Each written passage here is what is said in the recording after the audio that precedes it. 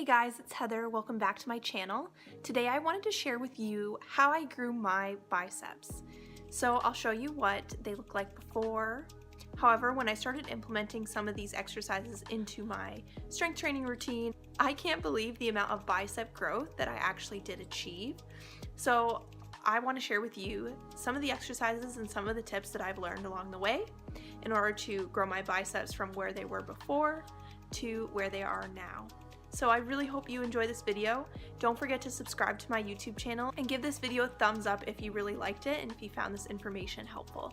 And now we'll move on to the video.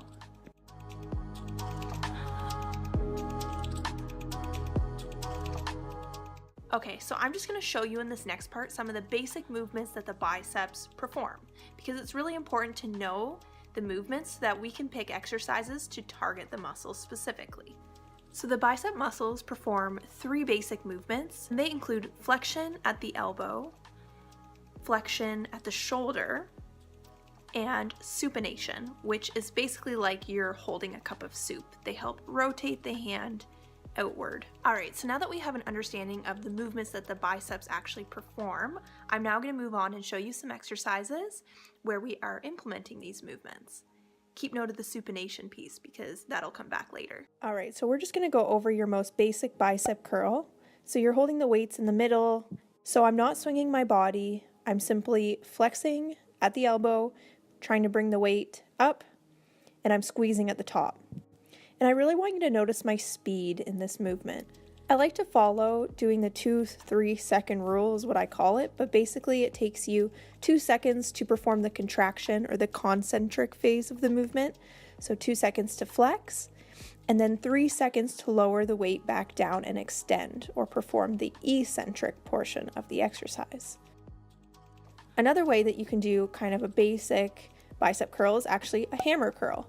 The difference between a bicep curl and a hammer curl is that the hammer curl recruits the brachialis muscle. So basically it helps you, when your palms are facing towards each other, lift something straight up.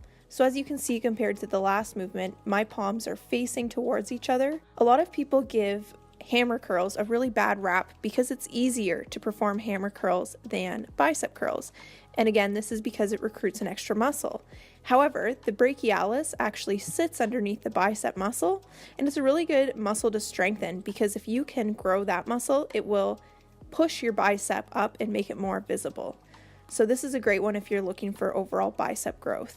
We're going to move on to the next section now, and I'm going to show you a few different ways to hold the weights so that we can emphasize the biceps. With most exercises, I generally like to hold it in the middle of the weight, and this is just so that I can work on grip strength. However, here's a little trick with bicep curls. If you actually put your hands towards the outside of the weight so that you have almost like a extended lever on the inside, what it does is it really makes your biceps work harder to perform supination.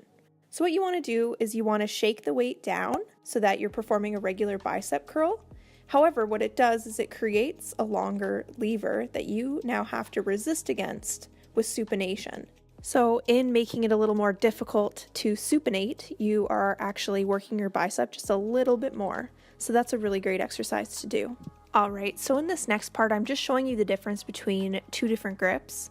So we've got more of a narrow grip or more of a wide grip. When you're doing a narrow grip, when it comes to bicep curls, it tends to emphasize the long head of the biceps, which is actually the part of the biceps that makes up the peak or the biggest part of the muscle.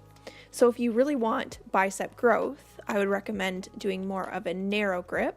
If you do more of a wide grip, this places more emphasis on the short head of the biceps, which will help contribute to muscle strength and a bit of muscle growth, but it won't help you really reach that peak. If you're not too sure what to do here, I would just recommend doing a neutral grip because it emphasizes both the long and short head of the biceps. Alright, so the last one I'm showing you here is an incline bicep curl. When you are seated, it actually is a great way to isolate the biceps muscle because it doesn't allow your body to kind of swing up the weight or cheat in any way. The reason why I would opt for an incline bicep curl is because it actually forces your arms to extend beyond your body. So as you can see, when I lower the weight down, I'm actually lowering the weight beyond my body, which stretches your bicep muscle, forcing it to work harder. Thank you so much for watching this video. I really hope that it was informative and it helped you to get some exercises that you can try to grow your biceps and achieve the definition that you are looking for. If you did like this video, again, please give me a thumbs up and subscribe to my YouTube channel. I'd also like you to send me a comment down below if you've done any other really cool bicep exercises that I may have not mentioned in this video. And I really hope you have a great day. Take care. Bye.